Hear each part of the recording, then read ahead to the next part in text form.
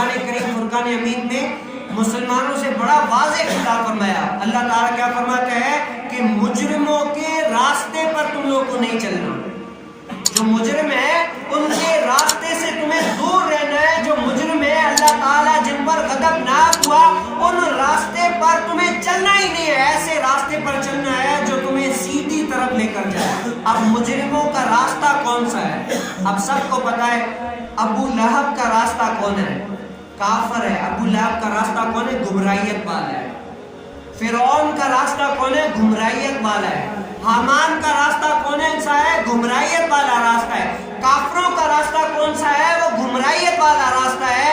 قرآن کہتا ہے کہ مجرموں پر اللہ تعالیٰ نے جن پر غضب کیا ان راستے پر بھی تمہیں نہیں چلنا کہ تم بھٹک کر جو ہے نا سیدھے اونڈے جہنم میں چلے جاؤ. کیا کرو؟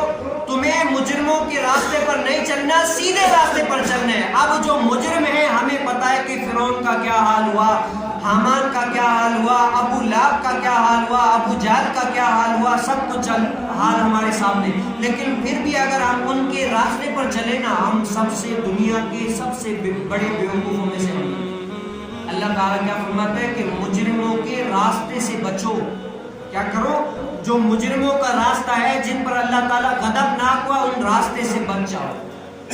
اس راستے پر چلو جہاں پر تمہیں اللہ اور اس کے رسول کی اطاعت ملے، جہاں اللہ اور رسول کی فرما برداری ملے. اس راستے پر چلو تاکہ تمہاری دنیا اور آخرت دونوں کامیاب ہو.